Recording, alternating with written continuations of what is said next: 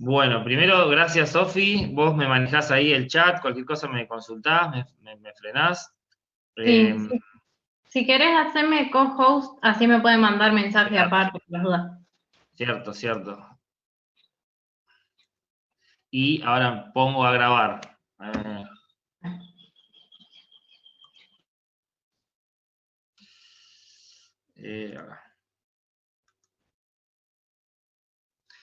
Bueno, ahí sí está grabando. Tenemos 43 por ahora nada más. Bueno, buenas tardes, de vuelta. Vamos a, mientras esperamos que se conecte el resto, voy a hacer algunos anuncios que después voy a hacer de vuelta más al final para que los escuche el resto también por las dudas. El primero es que el test de lectura, como hubo varios alumnos que no podían rendirlo por la mañana, fue pasado a las 7 de la tarde. Así que el test de lectura va a ser el sábado a las 7 de la tarde. Va a estar abierto, si bien esto no está definido exactamente y va a estar publicado en breve, va a estar abierto desde las 7 hasta las 8, si no me equivoco, pero una vez empezado el cuestionario, van a disponer de unos 30 o 35 minutos para resolverlo, ¿sí? No lo van a poder tener abierto una hora, sino que una hora va a estar disponible en el campus, pero una vez abierto, una vez comenzado, el cuestionario dura 30, 35, bueno, cosas que va a definir el profesor titular entre hoy y mañana. Va a estar alojado en el bloque de la comisión 3, ¿sí? Cada comisión tiene su test de lectura, así que ustedes tienen que hacer el que está en la comisión 3, después nosotros vamos a ver los listados que nos permite AO24, ¿sí? Pero acuérdense, por una cuestión además de regularidad y demás, que tienen que hacer el test de lectura, está alojado en el bloque de la sección de la comisión 3 y no en el bloque de los temas de más adelante. Porque hay un bloque que dice test de lectura, pero eso lo vamos a sacar porque al final cada comisión va a tener su test. Cada comisión va a tener su test. ¿Qué más? Tenía otro aviso, ahora se me está pasando. Ah, bueno, el formulario es muy importante que recuerden que es aleatorio y secuencial. Aleatorio significa que va tomando las preguntas aleatoriamente de un banco de preguntas, es decir, que puede tocarme primero una de demanda, después una de oferta, después una de bienes públicos, y a otra persona le puede tocar en cualquier otro orden, ¿sí? Hay un banco de preguntas, así que el orden es aleatorio, y es secuencial, lo que significa que una vez que me aparece una pregunta, tengo que y seguir adelante. Si la dejo en blanco porque quiero resolver otra y después volver para atrás, no puedo. ¿Sí? Es importante eso, no dejen ninguna pregunta sin responder con la intención de volver después, porque eso no se puede. ¿Sí? Es decir, queda la pregunta entregada en blanco. Y bueno, no queremos que suceda eso. ¿Sí? Cada vez que aparece una pregunta, la tienen que resolver.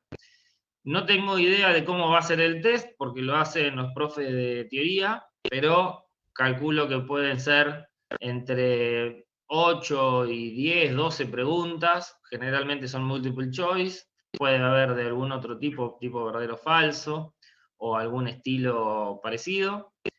Y, como les dije, tiene un tiempo acotado, ¿sí? Así que lean bien las condiciones antes de empezar y háganlo a conciencia, calculen, por ejemplo, no sé, por decir un número, si es 40 minutos y son 10 preguntas, sepan que en promedio hay 4 minutos por pregunta, entonces las preguntas que las saben con seguridad las pasan rápido para que tengan más tiempo para las preguntas que vienen después, ¿sí? Pero acuérdense entonces de hacerlo bien a conciencia esto para administrarse el tiempo. Bien. Vamos hoy, todavía veo 64 participantes, me llama la atención que falten unos cuantos con respecto a la semana pasada, que llegamos a tener 100. Vamos hoy a terminar Emi, antes de eso, acá preguntan si el horario va a ser siempre de noche, no sabemos eso, ¿no? No, no sabemos.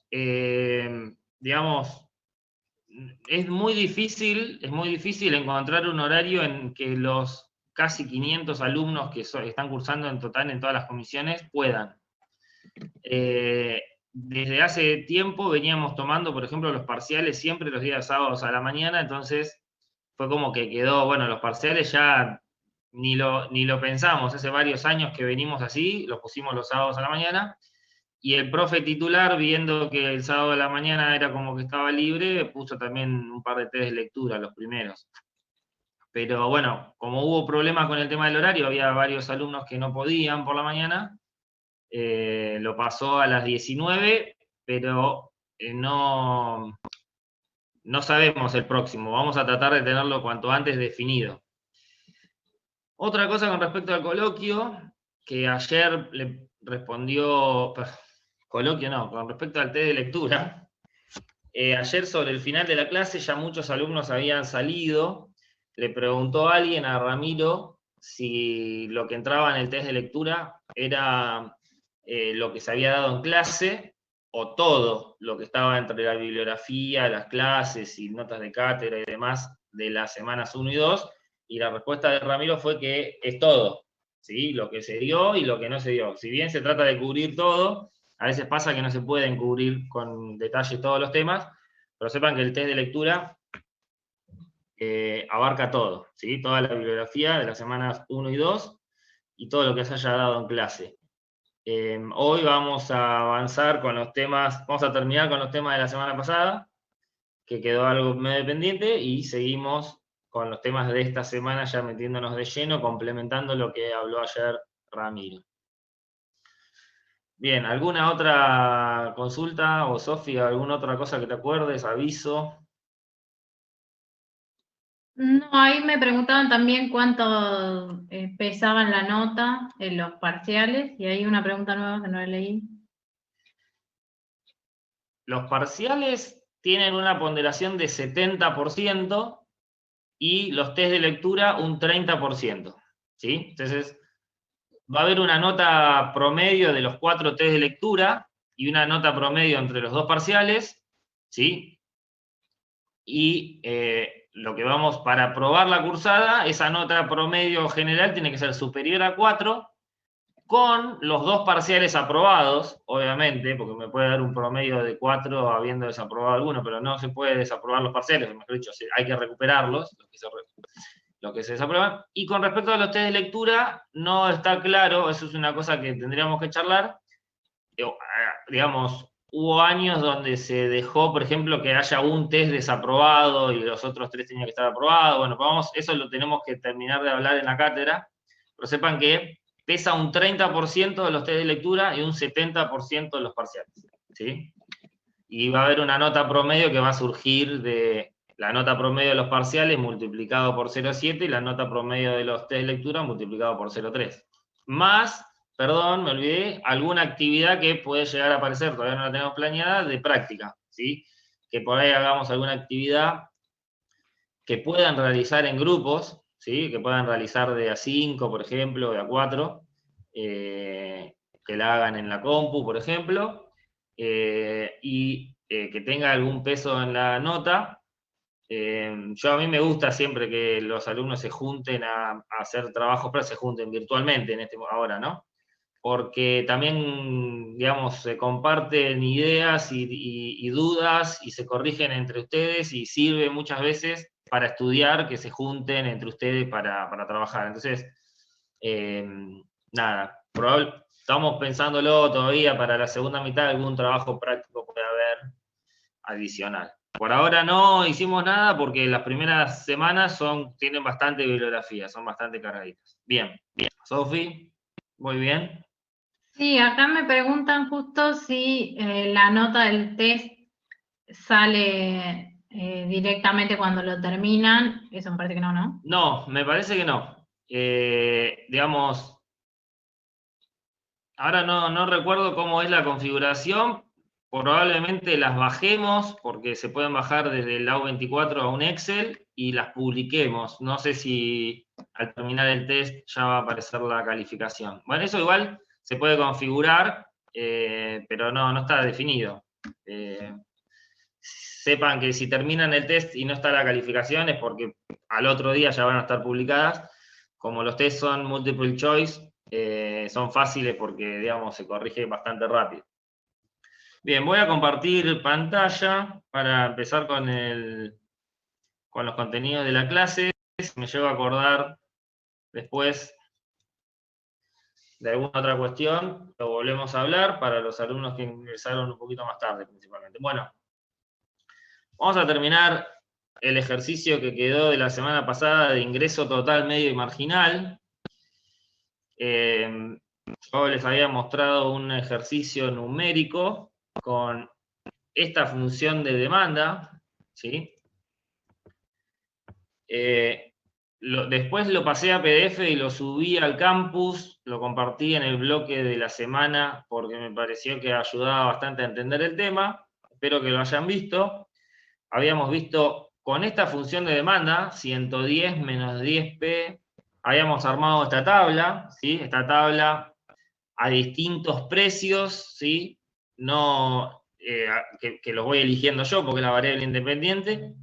Me arroja la cantidad demandada, fíjense, al precio de 11, la cuenta sería 110 menos 10 por 11, que es 110, 110 menos 110, 0, ¿sí? Cantidad demandada, 0.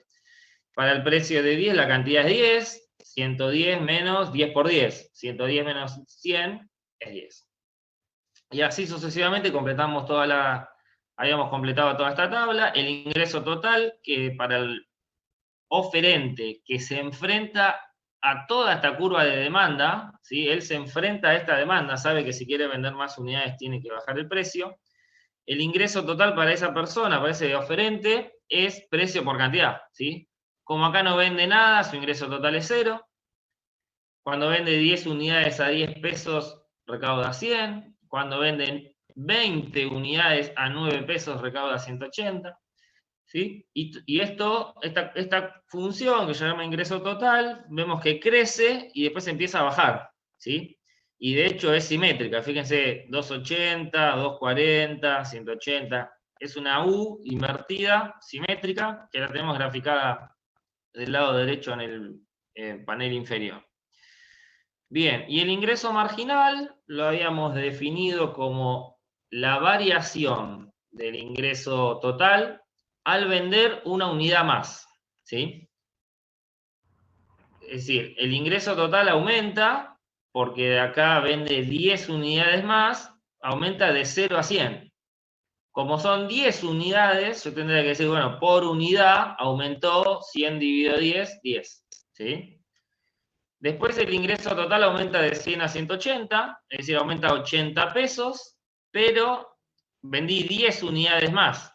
Si esto es por unidad extra vendida, sería 80 dividido 10, 8. ¿Sí? Y así completábamos toda esta columna de ingreso marginal. Yo después le puedo pasar algunas otras funciones para que ustedes solo con la función de demanda hagan todo este juego y lo grafiquen si quieren, para entenderlo. Es muy simple. Pero tenemos que observar 2 o 3 cosas fundamentales. La primera, la demanda, que son estas dos columnas, ¿sí? Precio y cantidad, que están acá representadas en azul, ¿sí? La demanda, bueno, vemos como siempre, pendiente negativa y demás. Bueno, eso por un lado, la demanda tenemos que graficar. El ingreso marginal lo graficamos en el mismo gráfico generalmente y tiene el doble de pendiente. Tiene pendiente negativa, ¿sí? Y fíjense, se hace 0 y después se hace negativo, ¿sí? Se hace 0 como a la mitad, ¿sí? Podríamos decir, bueno, acá no sale exactamente, pero se hace 0 justo cuando pasamos de 6 a 5 en pesos, que está a la mitad, porque el precio de 11 es donde arranca, y el precio de 0, que acá no está graficado, es donde termina. Y una relación importante, que es bastante teórica, pero que está, bueno, medio pasado, no está muy desarrollado en la teoría, porque lo vamos a ver en la práctica, es que el ingreso marginal es la derivada del ingreso total, ¿sí? Acuérdense que dijimos que era la variación en ingreso total ante un aumento en la cantidad, y eso por definición es la definición dependiente de la función de demanda, en este caso, y la pendiente es el ingreso, la derivada para una función, ¿sí? Y fíjense que esto es coherente, porque yo digo, por ejemplo, acá la pendiente, perdón, el ingreso total va creciendo, va creciendo, va creciendo, va creciendo, se hace cero, no crece más, ¿sí? Acá se hace cero el ingreso marginal, y después va decreciendo, decreciendo, decreciendo, decreciendo, y por eso el ingreso marginal es negativo, ¿sí? Escuché por ahí un profe. Me parece que no, Emi. Ah, Yo perdón. escuché, no sé si alguien tenía una pregunta. Ahora igual vamos a ver del tema consulta, por si te están escribiendo algo. Acuérdense, la pendiente del ingreso total es el ingreso marginal. Fíjense que acá el ingreso total tiene pendiente negativa, ¿sí? Pendiente negativa. Si sube Q, baja el ingreso total. Y el ingreso marginal acá es negativo, ¿sí? En el punto justo donde se hace, donde se encuentra la cima de esta U invertida, imagínense, para calcular la pendiente, yo creo que lo dije la semana pasada, nosotros tendríamos que poner una bolita en esa montaña, ¿sí? Y si se cae para un lado es porque hay pendiente. Si no se cae, si no se mueve esa bolita, es porque justo la pendiente es cero, no hay pendiente, no se cae para ningún lado, ¿sí? En ese lugar, justo en esa cima, que dijimos estaría entre el precio 6 y el precio 5, en esa cima el ingreso marginal es cero, y está bien, de vuelta, reforzando, porque el ingreso marginal es la pendiente del ingreso total, y ahí la pendiente es cero, ¿sí? Entonces tenemos pendiente positiva, ingreso marginal positivo, ¿sí? Pendiente positiva, ingreso marginal positivo. Y después tenemos pendiente negativa, ingreso marginal negativo, ¿sí? ¿Hay alguna consulta que te escribieron por esto, Sofi? Sí, me parece que, porque varios preguntaron lo mismo, no les queda muy claro cómo sacás, por ejemplo, el 10 del ingreso marginal y el 8 y así. Yo les expliqué, pero por las dudas. Bueno, el 10 del ingreso marginal es el cambio en el ingreso total, de acá a acá 100, dividido el cambio en la cantidad, de acá a acá 10, o sea, 100 dividido 10, ¿sí? El cambio en el ingreso total, de 100 a 180, es 8, ¿sí? Dividido el cambio en la cantidad, de 10 a 20 es 10, 80 dividido 10, 8. Perdón, acá dije 8 era 80, 80 el aumento en el ingreso total, dividido el aumento en Q, que es 8, ¿sí? El ingreso marginal es el cambio en el ingreso total dividido el cambio en la cantidad. Fíjense lo siguiente, ahora ya esto relacionándolo con el concepto que va a venir después de elasticidad. Cuando el precio, vamos por ejemplo acá, tenemos un precio de 10 y vende 10 unidades. Si baja el precio a 9, ¿sí? La bajada del precio es un peso. Es poco, un peso dentro de 10 es un 10%. Y sin embargo vende el doble que antes, ¿sí? Vende de 10, pasa a vender 20. Entonces, claro, el aumento en las cantidades es muy importante proporcionalmente o relativamente a la caída en el precio, ¿sí? Tuvo que bajar el precio un 10%, pero para que las cantidades aumenten un 100%, ¿sí? Entonces, seguramente me va a convenir, y de hecho acá lo podemos verificar, de 100 pasamos a 180 en la recaudación del vendedor, así que seguramente me va a convenir, sí, por supuesto que sí. Esto lo podemos ver en este gráfico. Por ejemplo, en la situación A, estaba vendiendo a un precio de 10 unidades, ¿sí? Y pasa a vender en la situación B a un precio de 9, 20 unidades, ¿sí? Si yo calculo el ingreso total, que es P por Q, P es 10, Q es 1, en la situación A es el área en rojo, ¿sí? incluye este morado, porque obviamente este morado significa que está pintado en las dos, ¿sí? Y cuando bajo el precio, me pierdo este área en rojo, pero me gano toda este área en celeste porque ya no vendo 10, sino que ahora vendo 20, ¿sí? Así que vendo 20 unidades a 9 pesos, me queda todo este rectángulo 180. O sea, gano lo celeste y pierdo lo rojo. Bueno, claramente me conviene porque gano mucho más de lo que pierdo. Y de la misma manera, cuando estamos en otro tramo, por ejemplo acá, en G y H, estaríamos por acá, por este lado, ¿sí? Cuando vende a 4 pesos, vende 70 unidades, recauda 2.80, 4 por 70 es 2.80. Si baja el precio un peso, fíjense, un peso en 4 pesos es un 25%, es una bajada importante de precio, ¿sí? De 4 a 3. Y las cantidades aumentan de 70 a 80, aumentan en 10 unidades, y esas 10 unidades representan en 70 algo así como el 14%, si no me equivoco, ¿sí? O sea, la bajada en el precio es muy importante comparado con la caída, el aumento en las cantidades. Y de hecho vemos que termina perdiendo, ¿sí? De 280 ahora pasa a recaudar 240, ¿sí? Así que perdió. Bueno, eso lo podemos ver también en este otro gráfico, ¿sí? Cuando vendía al precio de 4, vendía 70 unidades, ¿sí? Recaudaba todo esto, lo rojo. Ahora vende a 3 pesos, pierde un peso, pero para vender 80, para vender más, ¿sí? Gana lo celeste. Ahora, entre la situación G y la situación H, bueno, pasando de G a H, perdí lo rojo, gané lo celeste, claramente el rojo es más grande, así que perdí, que es lo que me muestra este gráfico. Perdí porque pasé de recaudar 280 a 240. Bien, vamos a hacer una votación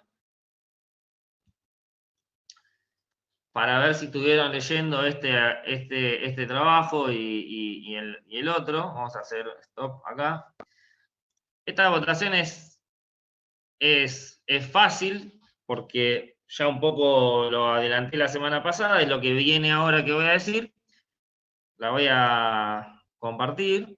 Ahí ya está disponible. Vótenme, por favor. Dice: si el empresario tiene una demanda lineal, como esta que teníamos aquí, con pendiente negativa, tiene un precio el que sea, conoce que la elasticidad de la demanda es mayor a 1, ¿sí?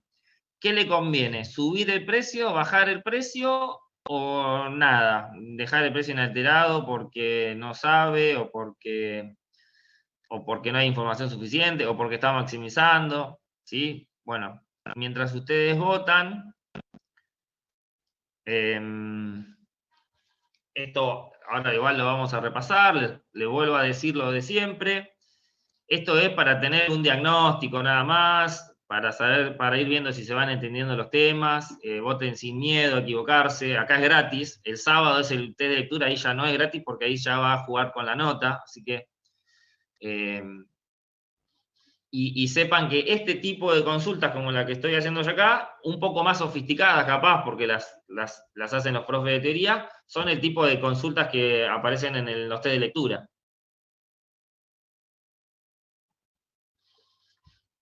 Mientras, Sofi, ¿alguna consulta?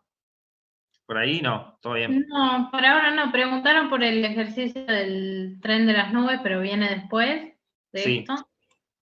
Y no, nada, algunos ahí medio confundidos con el ingreso marginal, pero con lo que viene creo que se va a entender eso.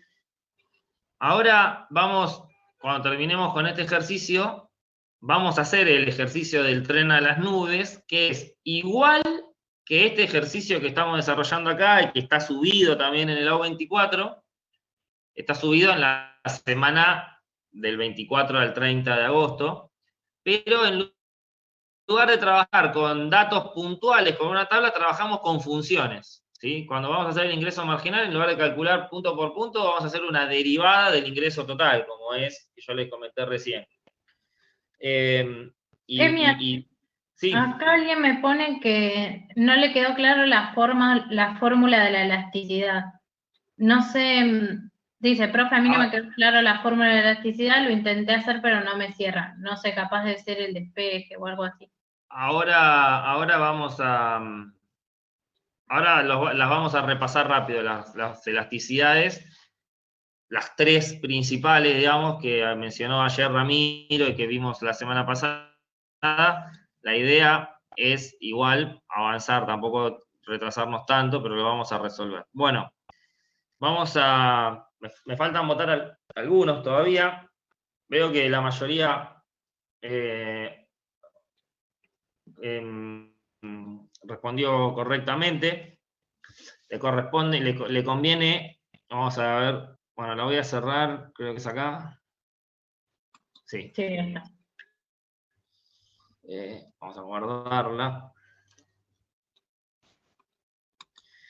Bien, lo que le conviene al empresario cuando la elasticidad es mayor a 1, en estas circunstancias, digamos, con esto que está, como está planteado ahí, es bajar el precio, y ahora vamos a verlo bien por qué.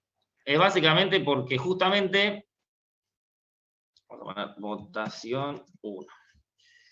Al bajar el precio, el aumento, digamos, voy a compartir pantalla porque ahí se va a ver mejor. El aumento en las cantidades es mayor. Ahí está. Ahí se ve, ¿no? Sí. Sí, sí, se ve. Perfecto. El aumento en las cantidades es mayor que lo que tiene que bajar el precio, y por lo tanto ocurre lo que habíamos dicho recién. Le conviene bajar el precio porque hace aumentar las ventas en una proporción mucho más grande que lo que tuvo que bajar el precio para provocar ese aumento de... Entonces, lo que le conviene cuando la elasticidad es mayor que 1 es bajar el precio. Si lo pusiéramos, voy a volver al gráfico anterior, ¿sí? Si lo pusiéramos acá, sería que hasta este máximo, o hasta el ingreso marginal 0, es decir, de acá para la izquierda, ¿sí? No sé si se ve mi cursor bien, de acá para la izquierda, la elasticidad es mayor que 1. Por eso le conviene bajar el precio para vender más unidades y moverse en este sentido, para aumentar el ingreso total, ¿sí? Y viceversa, si fuese que la elasticidad es menor que 1, el cambio porcentual o proporcional en la cantidad demandada es menor al cambio porcentual del precio. Es decir, no aumento tanto las ventas porque bajé el precio, entonces subir el precio, en ese caso, perdón, bajar el precio no me convendría, en ese caso me convendría subir el precio. Sí. Perdón que te interrumpa, me parece que dejaste de grabar. ¿Lo pausaste con la encuesta? A ver. No aparece el circulito, por eso. Qué raro, se cortó porque yo nunca, Ahora sí. sí, nunca con la encuesta se habrá, no lo toqué yo el botón, capaz que lo toqué sin querer. Bueno, hay un pedacito de la clase que nos va a quedar Sí, ahí medio cortado. cortado. Capaz que lo toqué sin querer cuando quise compartir la encuesta, probablemente. Bueno, muchas gracias. Repito, entonces, cuando la elasticidad es mayor que 1, bajo el precio para vender más unidades, y el cambio que se produce en las cantidades es muy importante comparando con la bajada que tuve que hacer del precio.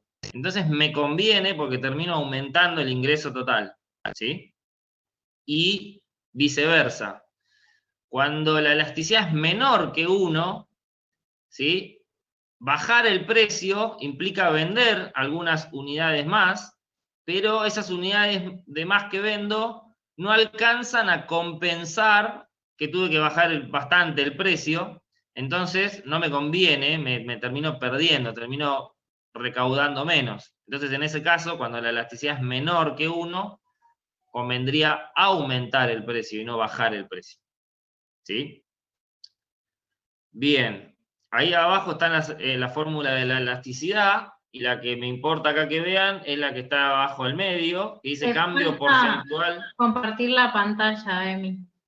Pero, che, no puedo creer. Bueno, tenés razón.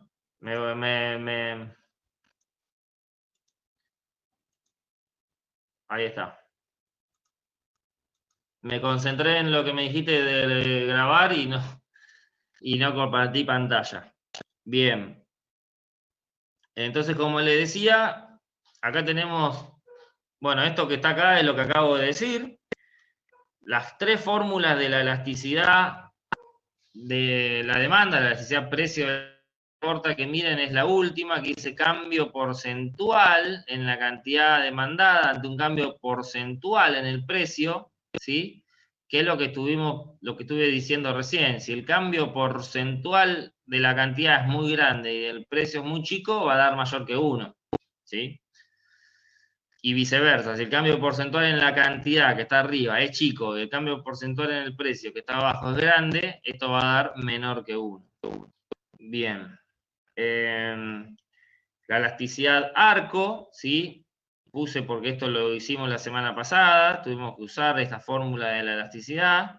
Me parece que la forma más clara de verla es la última, ¿sí? El cambio en la cantidad, yo tengo una cantidad inicial y una cantidad final, y el cambio en el precio, porque tengo un precio inicial y un precio final, ¿sí? Y después multiplicado por precio sobre cantidad, pero ¿cuál? Bueno, ni uno ni el otro, ni el inicial ni el final, sino el promedio de los dos. Y en ese promedio, que está, digamos, implica decir dividido 2 acá y dividido 2, tanto en el numerador como en el denominador, lo podemos simplificar. Bien.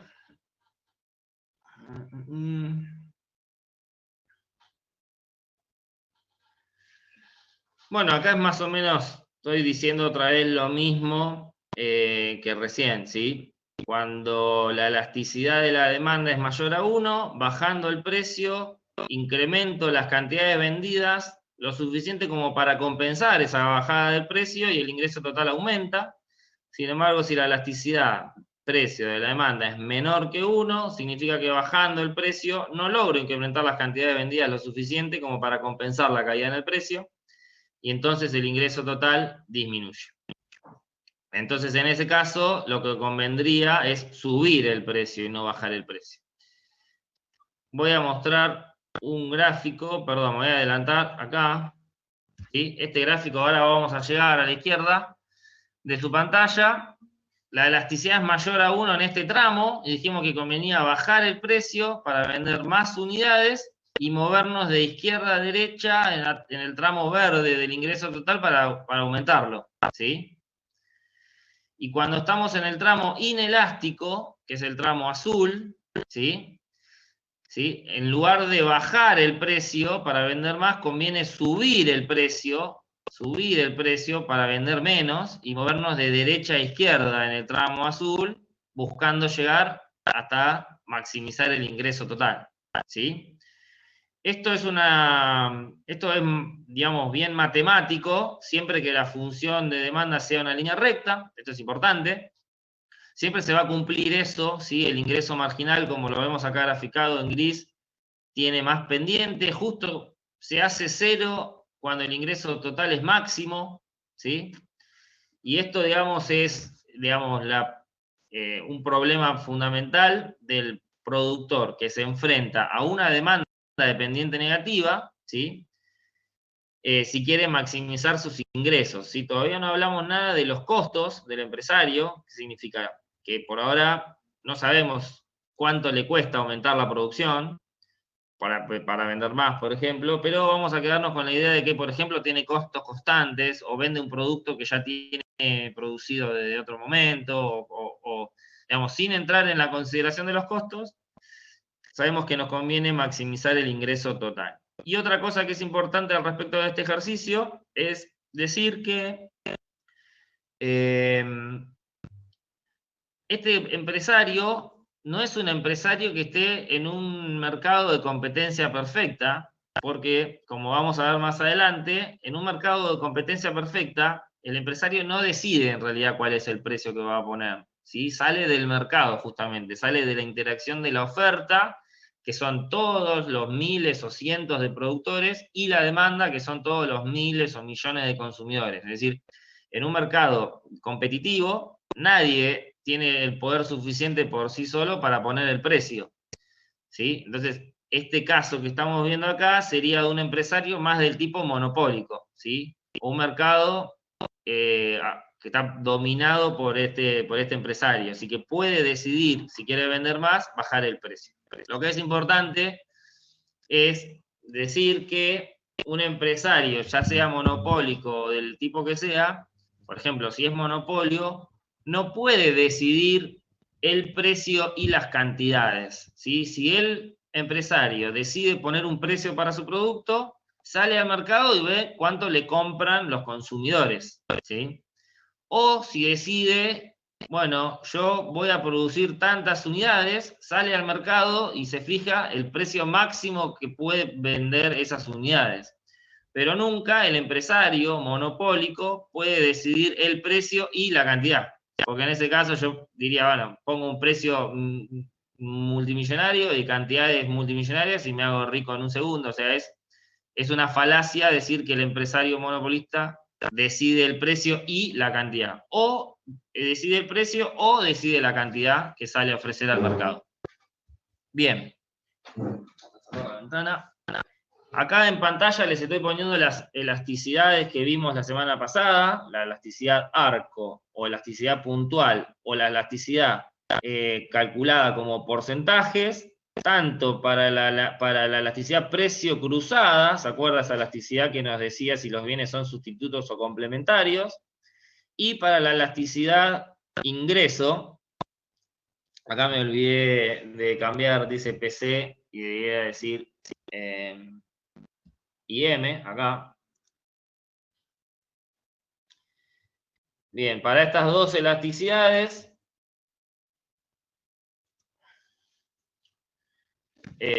hay tres formas distintas de calcularlo, dependiendo del problema que nos enfrentemos, será la forma en la que lo vayamos a calcular, ¿sí? Por ejemplo, si yo les presento un problema donde les digo el cambio porcentual en la cantidad del bien X fue, no sé, 10%, y el cambio porcentual en el precio del bien Y fue 15%. Bueno, ya saben que tienen que hacer este cálculo para saber la elasticidad. Tienen los dos valores ya calculados en porcentajes, ¿sí? Ahora, la semana pasada dijimos qué pasaba si el precio del museo cambiaba de 40 a 50. Bueno, por eso hicimos elasticidad de arco, porque teníamos un precio del museo de 40 que cambiaba a un precio de 50 y la cantidad demandada de entradas al zoológico variaba, no me acuerdo, ahora creo que era de 2.400 a 2.000 o algo por el estilo. Entonces, podemos hacer la elasticidad arco. O podríamos transformar esos valores en porcentajes para hacer la elasticidad precio cruzado, ¿sí? Y lo mismo con la elasticidad ingreso, ¿sí? Acá les muestro las fórmulas, después si quieren podemos en el campus subir un anexo con las fórmulas para que las tengan ahí a mano, siempre para estudiar. Sepan que son las mismas fórmulas, pero cambian los argumentos, ¿sí? Acá en lugar de ser el precio del bien y el que cambia es el ingreso monetario de los consumidores. Y entonces, si yo, por ejemplo, les digo que la elasticidad ingreso de la demanda de hoteles es 1,2 y les digo que el ingreso monetario sube en 20%, ¿sí? Puedo despejar, como tengo tres valores y dos los tengo, el tercero lo puedo despejar, ¿sí? Esto significa que puedo obtener el cambio esperado en la cantidad demandada de este bien, teniendo el cambio esperado en el ingreso monetario, en este caso, y la elasticidad. Eso porque en el archivo con trabajos complementarios hay algunos cálculos de este tipo para que hagan ustedes que son realmente muy simples, es simplemente un despeje. Bien, sigo adelante. Sofi, ¿hay alguna consulta, alguna cosa que me frene? No, estamos bien por ahora. Perfecto. Bien. Este es el ejercicio 4 de la semana pasada, el tren a las nubes. Dice básicamente que la Secretaría de Turismo de Salta, creo que ya no me acuerdo si es Salta o Jujuy, creo que es Salta, ¿no? El tren a las nubes. Quiere licitar para el tren a las nubes para que lo haga una empresa privada, ¿sí? para que lo explote, digamos, esta es la función de demanda. Fíjense que en este tipo de ejercicios lo básico y lo fundamental es conocer la función de demanda y a partir de ahí sacamos todo lo demás. Y dice también que el tren a las nubes tiene una capacidad de 700 personas.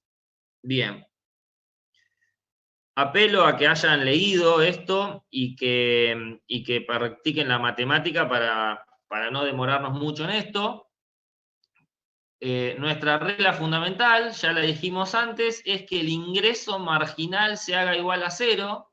Eso nos asegura que el ingreso total es máximo, ¿sí? Como el ingreso total tiene forma de U invertida, ¿sí? Lo muestro de vuelta, el ingreso total tiene forma de U invertida. ¿Cómo hago para calcular de este punto, para sacar esto? Bueno, una forma sería ver que el ingreso marginal se haga 0, ¿sí? Porque tendría que calcular, digamos, si no, el punto medio de la demanda. Bueno, hay varias maneras, pero la más importante y la que corresponde es la del ingreso marginal igual a 0. La explicación más teórica de que el ingreso marginal se tiene que hacer igual a 0 es básicamente que yo tengo que vender una cantidad tal que maximice mi ingreso total, ¿sí? El ingreso marginal me dice cómo aumenta mi ingreso total a vender una unidad más, ¿sí? Eso es importante recordar la definición. Entonces, si mi ingreso marginal es positivo, significa que al vender una unidad más, aumento mi ingreso en un número positivo. Entonces, si quiero maximizar mi ingreso, tengo que vender una unidad más. Ahora, si el ingreso marginal es negativo, significa que vender una unidad adicional produce una caída en el ingreso total, ¿sí? Por eso el ingreso marginal negativo. El ingreso marginal es cómo aumentan mis ingresos, negativo, que cayó.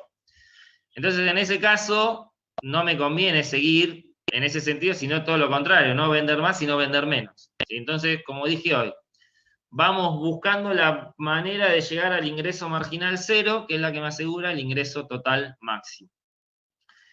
Bien, ¿cómo lo hacemos? Con la función de demanda lo que hacemos es despejar, ¿sí? Acá en este tramito, en el PDF, no me acuerdo ahora ya si está corregido en el campus, nos olvidamos de este signo menos, ¿sí? Pero sepan que esta es la demanda, si el 1000 pasa restando para el lado izquierdo, acá me queda menos 4P, ¿sí? Y después este menos 4 pasa restando, y al mismo tiempo damos vuelta porque queremos tener P del lado izquierdo, y este nos queda menos 1000 dividido menos 4 es 250, y Q dividido menos 4 es menos un cuarto de Q.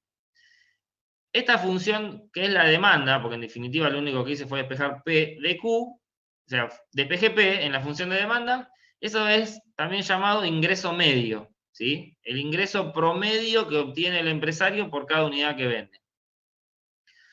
No es ni más ni menos que la demanda. Bien, todo esto que está acá, déjenme remarcarlo, está en el PDF que ustedes tienen disponible para estudiar.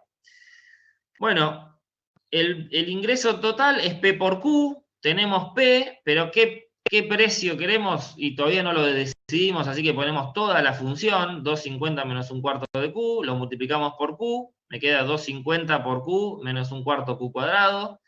De vuelta, apelo a que estén cancheros con la matemática para seguir esto. Y el ingreso total, entonces, fíjense, es una función cuadrática que adelante de la Q elevado al cuadrado tiene un signo menos. Así que esas dos patas de la U van para abajo. Así que vamos bien, se va asemejando a lo que nosotros tenemos como gráfico de la tarea. Y después vamos a saltar a, bueno, el ingreso medio es lo mismo, si acá multipliqué P por Q, ahora divido por Q, me va a ser igual que la demanda, que es el ingreso medio. Lo que me importa es el ingreso marginal, acá usamos la letra D para decir la derivada del ingreso total con respecto a Q, y esa derivada, vamos a las reglas de derivación que mencionamos la semana pasada, y que es importante que las repasen para este tema, por ejemplo. Q está elevado a la 1, aunque no se pone, porque es redundante, ese 1 baja, ¿se acuerdan? Multiplica 250 y queda multiplicado por Q a la 0. Y cualquier número elevado a la 0 es 1, así que tampoco es digamos, es redundante poner por 1, porque ya sabemos, es 1 por 250 por 1, así que es 250. Y acá tenemos Q al cuadrado, ese 2 baja, multiplica el menos un cuarto, menos un cuarto por 2 es menos un medio, o 2 cuartos, y Q, que está elevado a la 2, queda elevado a la 1. ¿Sí? Así que mi ingreso marginal es 250 menos un medio por Q. A esta altura es la primera vez, y van a ser 3 o 4 veces nomás en toda la materia, que usamos el término, el concepto de derivada, ¿sí? Que lo estuvimos viendo la clase pasada y que les pido que lo estudien. Bien, entonces, ahí tenemos la función de ingreso medio, la función de ingreso total y la función de ingreso marginal. El inciso dice cuál es el precio que establecería la empresa de modo de maximizar su recaudación. Todo esto a partir de la función de demanda original. Y como dijimos hace un ratito, esto se logra para un nivel donde el ingreso marginal se hace 0, ¿sí? Ahí se maximiza el ingreso total. Bueno, tenemos el ingreso marginal, es 250 menos un medio Q. Así que lo igualamos a 0. Y fíjense que ahora tenemos una ecuación con una sola incógnita, que es Q, que las podemos despejar. Si lo despejamos de acá nos da 500. Es decir, tiene que vender 500 unidades para maximizar la recaudación. 500 tickets sería. Bueno, pero nos pide el precio. Nos pide el precio. Entonces dice, bueno, ¿cuál sería el precio para que venda 500 unidades? Bueno, para que venda 500 unidades, reemplazo en la función del precio, que la tenemos por ahí, 250 menos un cuarto de Q, reemplazo ese 500, en donde va Q, y me queda que el precio es 125. A ver si está el gráfico por acá. No, todavía no, todavía no, todavía no. Bueno, está acá. ¿Sí? Lo que hicimos fue hallar este precio de 500 cuando el ingreso marginal se hace 0, ¿sí? Y decir, bueno, pero me piden el precio. Bueno, ¿cuánto es el precio que están dispuestos a pagar los consumidores? Bueno, los consumidores están dispuestos a pagar 125 pesos por ticket por cada uno de esos 500 tickets. ¿Cómo? Reemplazando ese 500 en la curva de demanda, ¿sí? Que ya la tenemos y es nuestro insumo fundamental. Bien. Entonces sacamos la cantidad, sacamos el precio, y bueno, podemos sacar cuál es la recaudación total, ¿sí? Si vende 500 tickets a 125 pesos, recauda 62.500 pesos, ¿sí? Es encontrar básicamente el punto, digamos, que representa la cima de esta U invertida, ¿sí? Esa cima es en 62.500 pesos, el ingreso total máximo obtenible dada la demanda, ¿sí? ¿Sigo? Sofi, ¿alguna consulta por ahí? No, por ahora nada. Bien, vos igual las consultas que vayan surgiendo que puedas resolver con texto, metele nomás. Sí, estoy en esa.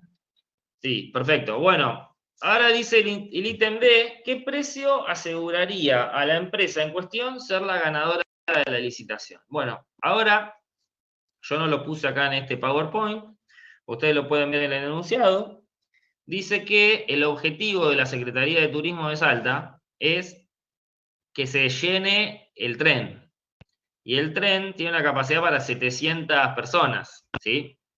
Entonces, si esta empresa le dice al Estado, yo voy a vender a un precio de 125 pesos 500 tickets, la empresa, la Secretaría de Turismo de Salta va a decir, no, ¿sabe qué? No, yo quiero otra empresa que me llene el tren, porque el objetivo de la Secretaría de Turismo de Salta es que se complete el tren. Entonces, para eso, tendríamos que vender 500 tickets, 500 pasajes, ¿sí? Para llenar el tren, que es el objetivo del Estado. ¿Y qué precio sería el que tendría que poner para vender 700 pasajes? Bueno, ponemos la cantidad de 700 en nuestra función de demanda o ingreso medio o precio, que es lo mismo, ¿sí? Y si, acuérdense, 250 menos un cuarto por Q, si Q vale 700, este precio me da 250, ¿sí? Perdón, cualquier cosa, 75. Este precio da 75. Es decir, que si la empresa se presenta a la licitación diciendo que va a poner un precio de 75, ¿sí? La Secretaría de Turismo de Salta diría, bueno, está bien, porque el precio de 75, dada la demanda, va a llenar el tren, podría ganar la licitación, ¿sí? ¿Cuál sería su recaudación en ese caso? Pregunta, ¿y cuál es la elasticidad de la demanda en ese caso? Bueno, primera pregunta, si vende 700 tickets a 75 pesos, recauda 75 por 700, 52.500, ¿sí? O sea, se resigna 10.000 pesos con respecto a la situación de óptimo maximización de recaudación total, ¿sí? Ahora lo vamos a ver en el gráfico. Y además nos pide cuál es la elasticidad de la demanda en ese caso, en ese punto, y acá apelamos a esta fórmula de la elasticidad. Acá le puse valores absolutos, aunque de vuelta sepan que en la elasticidad precio de la demanda el signo siempre es negativo, entonces podemos usarlo o no. Yo acá lo puse, digamos, usé el PDF que teníamos armado y está con valores absolutos para olvidarnos del signo. La demanda es QD igual 1000 menos 4P, ¿sí? Y dijimos, creo que la semana pasada lo vimos, que este término, el primero, delta Q sobre delta P, no es ni más ni menos que la pendiente de la demanda, ¿sí? La pendiente de la demanda es menos 4, ¿sí? No se olviden nunca del signo, menos 4. Así que, y es la derivada, además. Esta es la derivada de esta función. Bien. Así que tenemos, este término es menos 4, ¿sí? Y después tenemos P y Q, que específicamente vamos a usar en este caso 75 para el precio y 700 para la cantidad, ¿sí? Porque nos pide la elasticidad puntual en ese punto, ¿sí? Así que con estos datos, precio 75, cantidad 700, la elasticidad es 4 o menos 4 por 75 dividido a 700, 0,428. Veamos este gráfico antes que ir a la votación. Acá en el gráfico a la derecha tenemos resumido la situación. Si el empresario quisiera maximizar el ingreso total, dijimos, obtuvimos que tenía que vender 500 unidades, 500 tickets, y eso lo hace a un precio de 125, ¿sí? Pero el Estado, la Secretaría de Turismo de Salta, no le adjudicaría a esta empresa el tren a las nubes, porque su objetivo es que maximicen la cantidad de, que llenen el tren, que maximicen la cantidad de tickets que se pueden vender. Y la verdad que eso ocurre para una cantidad de 700, que es acá, ¿sí? 700 unidades, ¿sí? Esas 700 unidades se venden a 75 pesos o menos. ¿Por qué? Si yo voy y pongo un precio de 70, también vendo 700 tickets. Más no puedo vender porque la capacidad del tren es 700, ¿sí? Bien, acá refuerzo lo que dije hoy. Si yo elijo la cantidad, no elijo el precio. Y si elijo el precio, no elijo la cantidad, ¿sí? Porque eso viene dado por la demanda, que son la otra parte del mercado. Y en este punto, ¿sí? La elasticidad es la que calculamos, 0,428, ¿sí? Se cumple lo que dijimos, que hay una elasticidad igual a 1, justo a la mitad de la demanda, ¿sí? Cuando el ingreso total es máximo. En el tramo superior la elasticidad es mayor a 1, y en el tramo inferior la elasticidad es menor a 1, siempre en valores absolutos, ¿sí?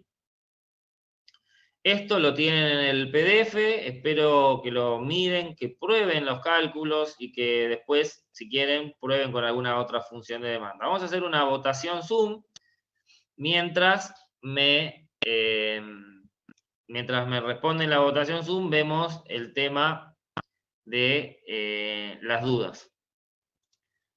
La siguiente votación es cómo es la relación, la voy a poner ya disponible en la pantalla, ¿sí? Entre el ingreso marginal y el ingreso total, ¿sí? Fíjense cómo está, dice, si el empresario tiene la demanda como siempre, una demanda lineal, con pendiente negativa, y conoce el precio, no sé, el que sea, pero en ese nivel, el ingreso marginal es negativo, ¿sí? Entonces le conviene subir el precio, bajar el precio o ninguna de las dos cosas, dejarlo inalterado. Porque está maximizando, porque falta información, por lo que sea.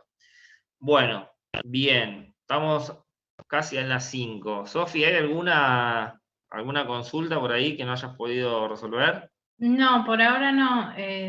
No me hicieron tampoco muchas, pero no sé si alguien tiene alguna pregunta ahora que estamos. Aprovechen ahora mientras está abierta la encuesta, que va a estar abierta 2 o 3 minutitos más. Si alguno quiere hacer alguna consulta.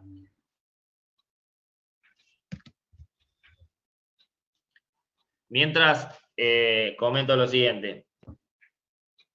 Los dos ejercicios, digamos, son lo mismo. Ahora estamos con este ejercicio del tren a las nubes, usando funciones, digamos, lineales, en este caso para la demanda, y a partir de ahí, con la matemática, descubrir el ingreso marginal, el ingreso total, igualando el ingreso marginal a 0, ¿sí? Para obtener el máximo del ingreso total. Esa es una regla que surge de las matemáticas, que después podemos volver a repasarlo.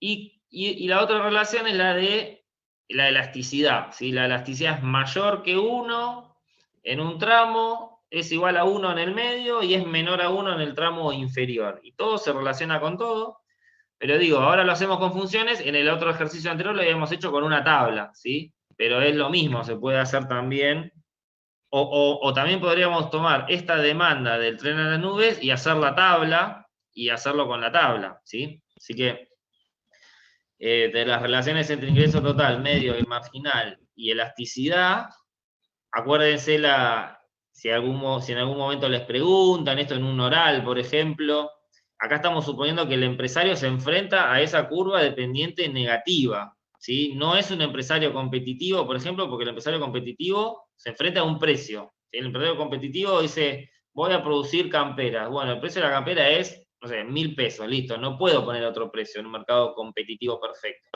Pero eso lo vamos a ir, falta todavía para llegar a ver mercados. Bien. No. El resultado es bueno de la encuesta. La estoy a punto de cerrar, van 3 minutos. Les voy a compartir los resultados.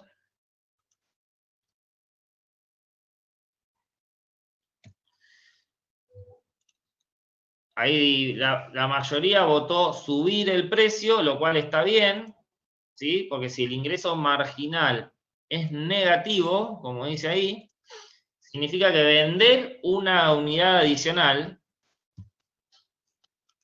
produce una caída en el ingreso total. Entonces, justamente tengo que hacer lo contrario, no tengo que vender más, tengo que vender menos, me tengo que ir para el otro lado, ¿sí? ¿No se me cortó la grabación? No, perfecto. Vamos a volver a la pantalla para ver esto en el gráfico. Bien. Bueno, acá lo podemos ver de varias maneras. Vamos a poner este gráfico, que se lo robé a la profe Paula Orsini. Fíjense que si nosotros estamos, en este caso que yo les planteé, estábamos en el área del ingreso marginal es negativo, ¿sí? Está por acá abajo, ¿sí? Entonces lo que me conviene es moverme de derecha a izquierda, ¿sí? Para moverme en el sentido de las líneas azules, para ir aumentando mi ingreso total. Y moverme de derecha a izquierda es vender menos. Y si vendo menos, lo puedo hacer eso subiendo el precio, ¿sí? Subiendo el precio. Entonces,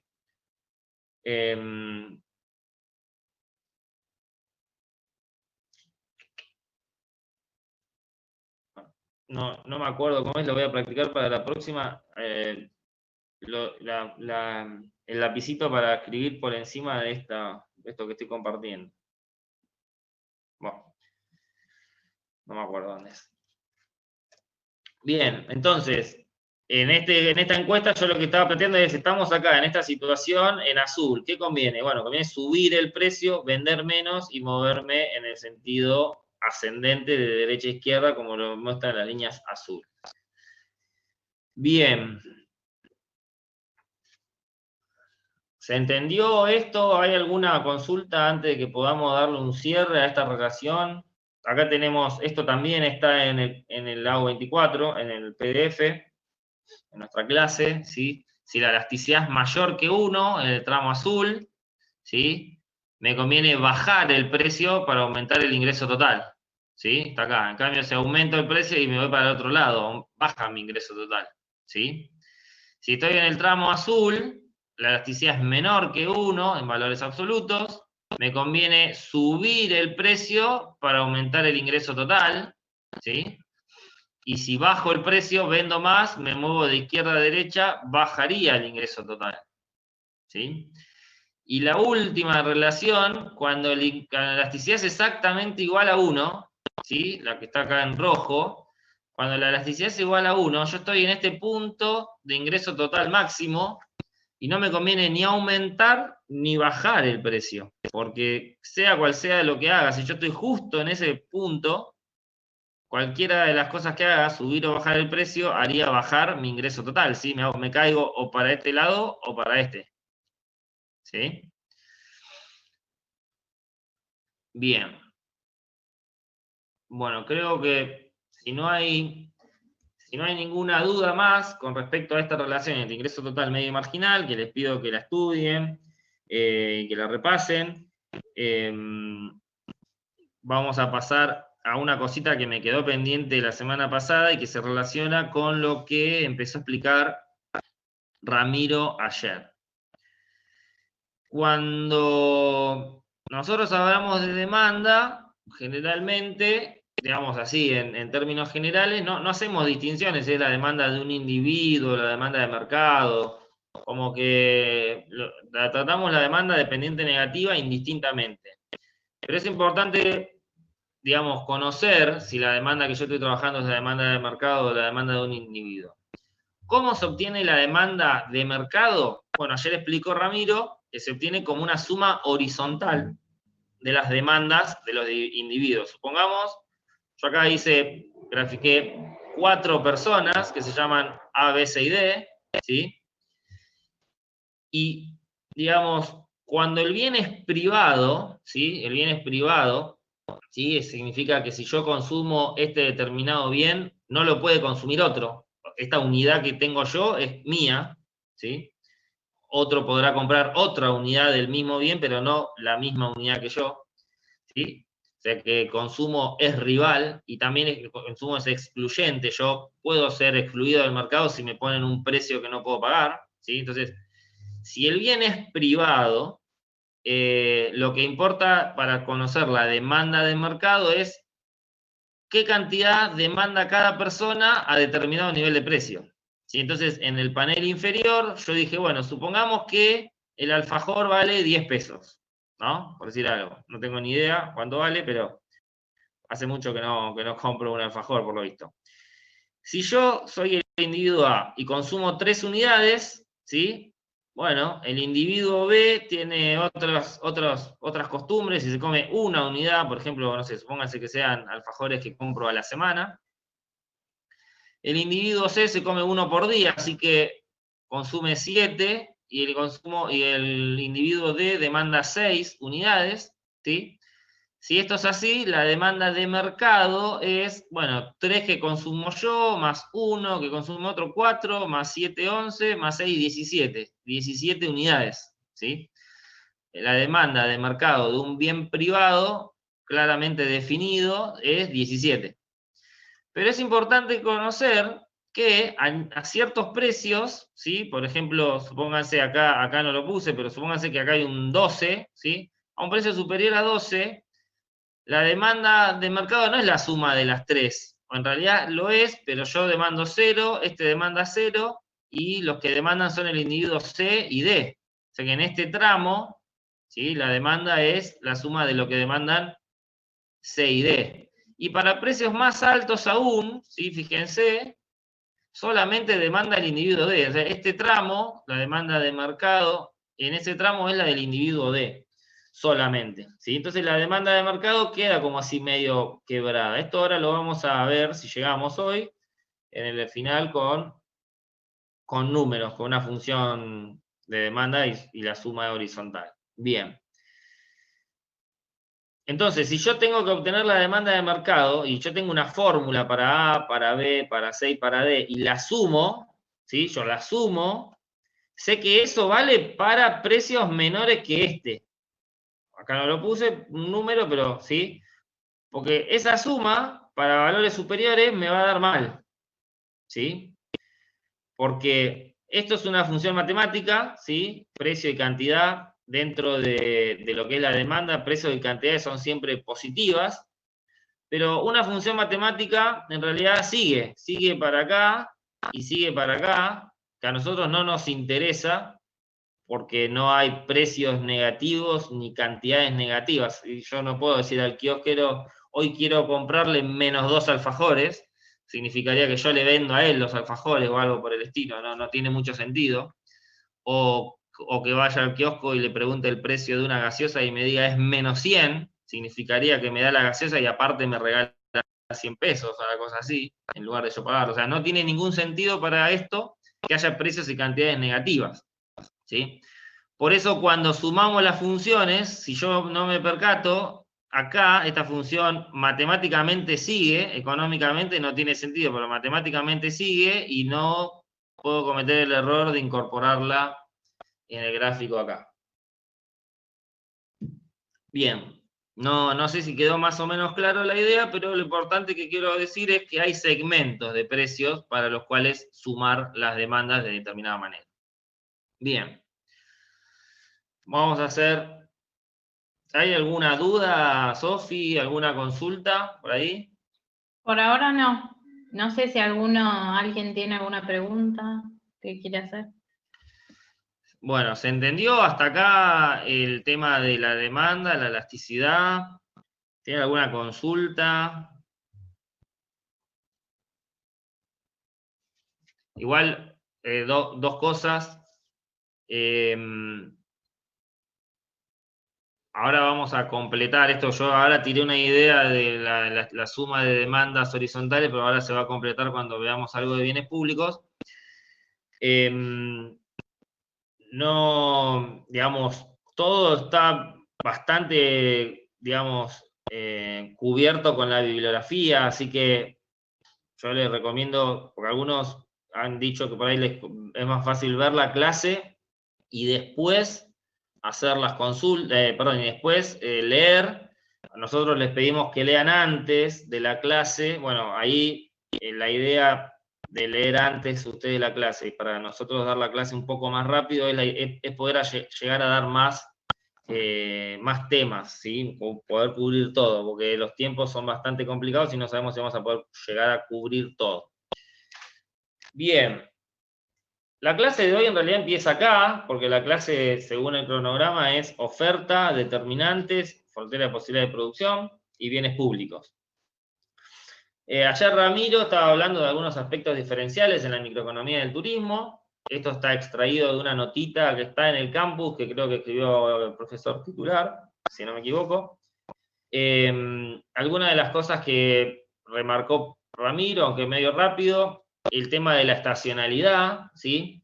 La estacionalidad generalmente es una cuestión de demanda, ¿sí? Porque digo, las vacaciones más largas en Argentina, por ejemplo, son las vacaciones de verano, ¿sí? Los chicos no van a la escuela,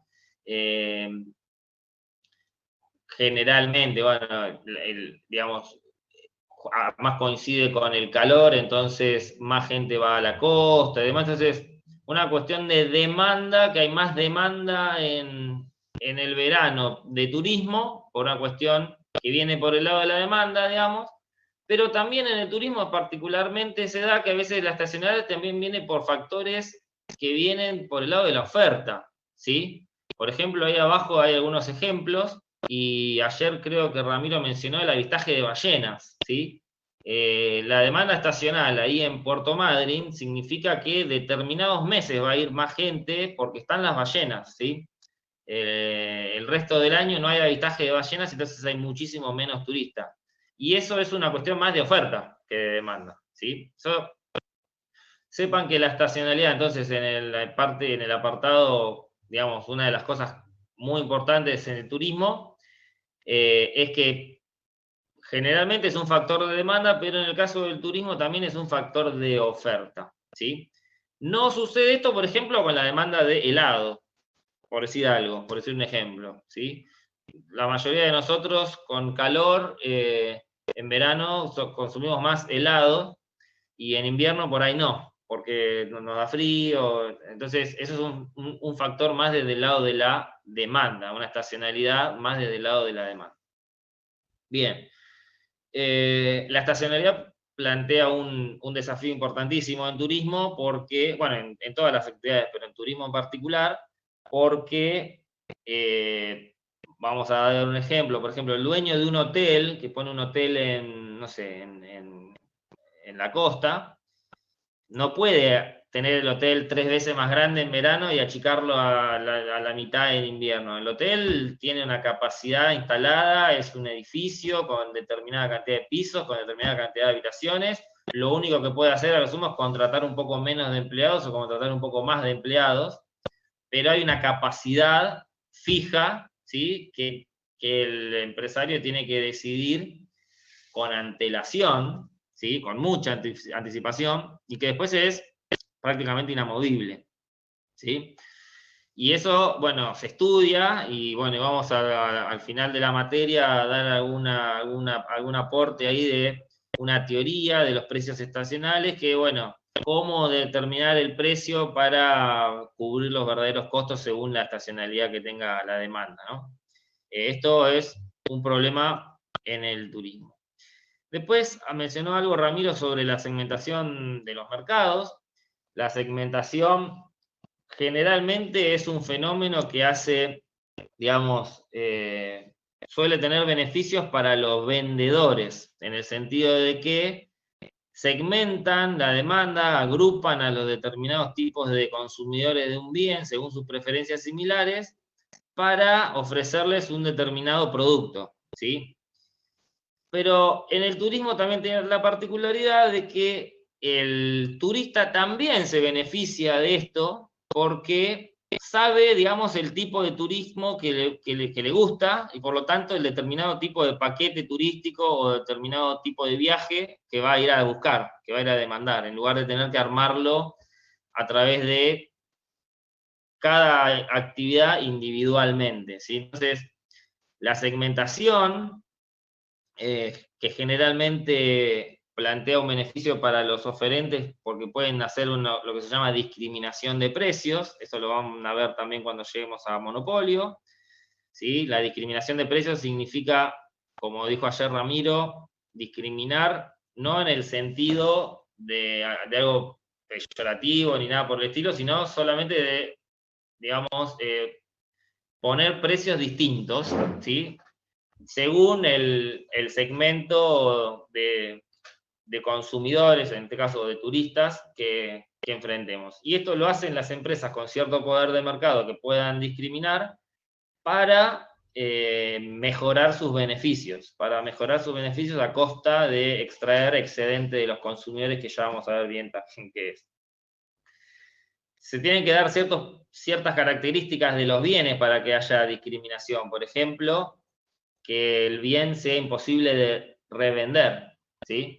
Si yo pongo la entrada al cine, por ejemplo, vamos a hacer un ejemplo, para los jubilados a mitad de precio. Pero no controlo esto y el jubilado la compra a mitad de precio, se da vuelta y me la vende a mí a un precio mayor que lo que pagó el jubilado y menor que lo que me cobraría a mí el cine. ¿Sí? Si esto no lo controla el dueño del cine, el jubilado se llena de plata sin poner un peso de su bolsillo, ¿sí? Se da vuelta y me lo vende a mí y ya está.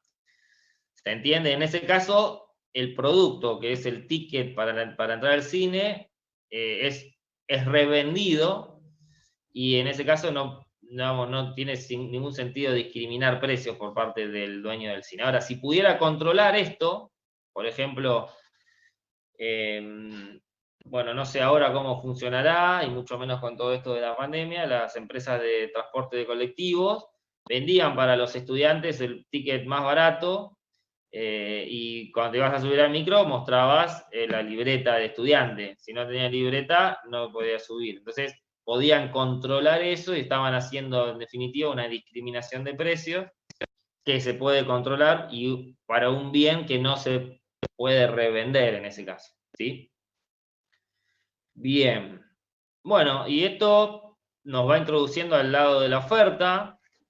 Hicimos primero en la clase pasada un análisis de los determinantes de la demanda, después estuvimos hablando de las elasticidades, por el lado de la demanda, que era lo que le convenía al oferente salir a vender si enfrentaba una demanda de determinadas características. Ahora vamos a saltar al otro lado del mostrador, ¿sí? Vamos a saltar al otro lado del mostrador. Vamos a llamar oferta a la curva que nos va a representar a las cantidades que las empresas están dispuestas a vender de un determinado bien, a los distintos precios posibles que pueda haber para ese bien, ¿sí? Y así como en la demanda graficábamos el precio y la cantidad en los ejes cartesianos, ¿sí? La cantidad dependiendo del precio, aunque poníamos el precio en el eje vertical. En la oferta lo mismo, vamos a graficar una oferta de cantidades dependiendo del precio de mercado y suponiendo un montón de otros determinantes que se mantienen constantes, ¿sí? Bien. Antes de continuar, ¿hay alguna consulta, Sofi? ¿O alguien que quiera hacer alguna consulta? No, por ahora no tenemos nada. Bien. Bueno, entonces, la oferta, bueno, no, en el punto 1 del práctico pregunta algunas cosas que están acá respondidas, yo esto me lo copié justamente del PDF, pregunta cómo es la oferta de turismo de Mar del Plata y cómo es la oferta de cualquier bien en general. Bueno, en el caso de el turismo, la oferta es una oferta bien heterogénea, ¿sí? Porque tenemos el transporte, tenemos los servicios de alojamiento, tenemos un montón de otras actividades, atracciones o entretenimientos que componen la oferta de turismo. Muchos de esos son recursos naturales, ¿sí? Por ejemplo, las playas o la montaña, ¿sí? O los paisajes en determinado lugar son recursos naturales que se constituyen en parte imprescindible de la oferta de turismo de un determinado lugar. También están los intermediarios, la infraestructura que tenga el lugar, accesibilidad y demás. O sea que la oferta de turismo en general es una oferta bien variada, bien heterogénea, ¿sí? En particular, la oferta de turismo tiene estas características bastante raras que estamos hablando, porque estamos definiendo al turismo en términos muy generales, ¿sí? Si vamos a buscar la oferta de un bien en términos más particulares, podemos encontrar por ahí algunas cosas un poco más precisas. La función de oferta, como está acá arriba a la derecha, ¿sí? La función de oferta me dice, bueno, las cantidades que están dispuestos a ofrecer los empresarios u oferentes del bien en función de, o sea, dependiendo de el precio de ese bien, claramente. W y R son los precios de los factores productivos, ¿sí? W es por salario en inglés y R por renta, que es la remuneración para el capital, ¿sí? Entonces, las remuneraciones de los factores productivos que utiliza el empresario para poder ofrecer el bien que produce, ¿sí? Estos son determinantes dentro de la función de oferta. También el precio de otros bienes relacionados, pero más que nada relacionados desde el punto de vista de la producción, no tanto del consumo, ¿sí? Porque acá estamos hablando de la oferta, es decir, de la producción del bien. Por ejemplo, hay bienes que tienen producciones que son conjuntas, ¿sí? Como por ejemplo el cuero de vaca y la carne, ¿sí? Si yo produzco más vacas para tener más carne, también tengo más cuero disponible, ¿sí? Y viceversa. Así que el precio de otros bienes, desde la producción, ya sean de producción conjunta o de producción rival, ¿sí? Que compitan por el uso de los factores, que es lo que vamos a ver ahora en un ratito, ¿sí? Así que el precio de otros bienes relacionados también es un determinante de la función de oferta de un bien X cualquiera. T simboliza el estado de la tecnología, ¿sí? Esta es una variable no fácilmente medible o cuantificable, es más bien de tipo cualitativa, algo que se parece a lo que eran los gustos y preferencias en la función de demanda, ¿se acuerdan? No podemos ponerle un número, pero sabemos que influyen en la demanda de un bien. Bueno, acá lo mismo con la tecnología de producción, que va a tener una influencia importante en la oferta de un determinado bien. Y lo último que dice TXSS son impuestos, subsidios y cualquier otra política pública o regulatoria que impacte en la oferta del bien, ¿sí?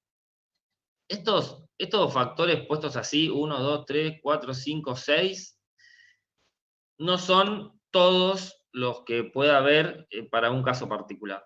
Por ejemplo, ¿qué quiero decir con esto? Digamos, dependiendo de la oferta de qué bien yo esté estudiando, puede haber algún factor más, o algún factor nuevo, algún factor adicional. Por ejemplo, el caso obvio tiene que ver con la producción agrícola. ¿Sí? Ustedes saben que hay muchos semillas, granos, bueno, no sé, frutas, verduras, lo que sea, que dependen de la cantidad de lluvias, ¿sí? O sea, dependen de la cantidad de agua que yo le pueda aportar a esos cultivos. Entonces, en años con mayor cantidad de lluvias, va a haber mayor oferta porque para una determinada cantidad de superficie, una cantidad de kilómetros cuadrados sembrados, tiene mayor rendimiento cada metro cuadrado, cada kilómetro cuadrado, porque hay más lluvias, ¿sí? Eso pasa en la mayoría de los productos que produce Argentina, creo yo, bueno, no soy experto en la materia, salvo también, y fíjense lo importante de esto, de ver específicamente el bien, salvo algunos muy particulares. Por ejemplo, ustedes saben que en Mendoza llueve muy poco. Y eso la composición de la tierra y las escasas lluvias hacen ideal el cultivo de la uva, ¿sí?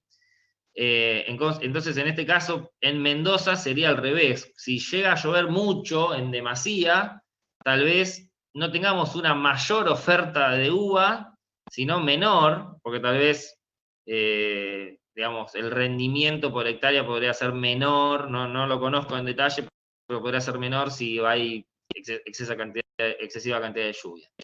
Esto igual, para que entiendan que hay otros factores, aparte de esos que están mencionados ahí, que pueden influir. Bien, no me quiero demorar mucho en esto porque lo van a leer y sé que esto es un tema que lo pueden dilucidar bien. Solamente me quiero quedar con este pedacito, la curva de oferta, ¿sí? Indica las cantidades máximas que los empresarios van a ofrecer, ¿sí? A determinado precio. Es decir, si el precio fuera, no sé, cualquier precio el que tengamos, por ejemplo, no sé, para los alfajores el precio es 100 pesos. Bueno, como máximo los oferentes van a ofrecer una determinada cantidad, más no, ¿sí? Por eso acá dice posibles y acá inaceptables. Es las cantidades como máximo que están dispuestas a ofrecer a ese precio de 100, ¿sí? ¿Por qué? Porque ese precio de 100 cubren determinados costos para producir cierta cantidad de alfajores, ¿sí? Y acuérdense, la oferta como las cantidades máximas a ofrecer a un determinado precio. Y también es un límite que nos dice el precio mínimo que están dispuestos a aceptar los oferentes para una determinada cantidad. Por ejemplo, si yo tengo una cantidad acá de, no sé, por ejemplo, Habana produce, no sé, por decir algo, 100.000 unidades a la semana. Por decir algo, no sé, no tengo ni idea. Bueno, 100.000 unidades a la semana están dispuestas a venderlas, ¿sí? Como mínimo a este precio por unidad, de ahí para arriba seguro, por eso dice posibles, para abajo no. ¿Por qué? Porque 100.000 unidades, y bueno, 100.000 unidades tienen un costo de tanto, más el beneficio, más los impuestos, y qué sé yo, por lo menos tienen que recaudar tanto, de ahí para arriba, ¿sí? Pero no para abajo. Por esto abajo de oferta dice inaceptables, ¿sí? Son puntos que el oferente no va a ofrecer, ¿sí? Bien, esto, porque esto también, esta distinción de la oferta como un límite, también lo vimos en la demanda y es importante en el razonamiento. Bien, estas son cuestiones teóricas que mucho yo, digamos, no soy muy experto que digamos. Pregunta el ejercicio si se puede obtener la oferta turística como la suma de los servicios y recursos y productos turísticos de una región. ¿Sí? Y la respuesta es que no se puede obtener la oferta de turismo como la suma horizontal de las ofertas individuales, porque las cosas que se suman, para empezar, son cosas bien heterogéneas, ¿sí? No es tan fácil, digamos, de visualizar, pero tenemos que sumar servicios de alojamiento, más gastronomía, más transporte, más atracciones. Son cosas que no se pueden sumar, no se pueden sumar peras con manzanas, digamos, como dice el dicho. Entonces, hay varias varias restricciones, digamos, que tenemos a la hora de encontrar cuál es la oferta turística de un lugar, ¿sí? Nosotros vamos a hacer una curva de oferta con una línea dependiente positiva, pero eso es una construcción teórica, como les dije, es un modelo en definitiva, una representación de la realidad. Para el caso del turismo es muy difícil, digamos, de verlo realmente. Y las restricciones que se enfrentan son, bueno, primero que la oferta es bien heterogénea, porque está compuesta por cosas de diversa índole, como dije recién, alojamiento, transporte, gastronomía y demás. Si el bien o servicio es turístico o no, lo define el consumidor o turista. Esto también, digamos, ustedes saben, por ejemplo, vamos a hacer un ejemplo para que se entienda. En Buenos Aires hay gran cantidad de restaurantes de todo tipo. Ahora, si yo vivo en Buenos Aires y me voy a un restaurante que tiene un determinado plato muy lindo, muy rico, que me gusta comer y me voy todos los viernes ahí, yo no soy turista y esa actividad o servicio es un servicio típico de gastronomía. Ahora, si viene un turista alemán, por decir algo, y dice, no, hay que en tal o tal lugar hay que ir a comer carne, entonces van entre otras actividades, cuando viene a Buenos Aires, va a esos tipos de restaurantes a comer determinados cortes, bueno, esa gastronomía está muy relacionada al turismo porque es un turista que, entre otras cosas, vino para eso, entre muchas otras cosas, ¿sí? Entonces, y es el mismo plato tal vez que como yo, que soy, digamos, que vivo por ahí. Entonces, si el servicio no es turismo o no, en definitiva lo definió el consumidor. El dueño del restaurante ni se enteró. Bien, después, lo otro que es importante es que el consumidor o turista busca un consumo de turismo que es como una experiencia global. El turista engloba, digamos, su demanda como viajé a tal lugar, conocí tal lugar, comí, pero cómo fue tu visión del turismo, es una visión intangible pero global, ¿sí? En cambio, por el lado del oferente, cada oferente es distinto, es decir, el dueño del restaurante nada tiene que ver con el dueño del hotel, nada tiene que ver con el del transporte, ¿sí? Si bien saben que están relacionados a través del turismo, digamos, su percepción es más individual, más particular, su percepción del negocio, ¿sí? En cambio, por el lado de la demanda es como más global. Bien. Esto es más o menos lo mismo que dije recién.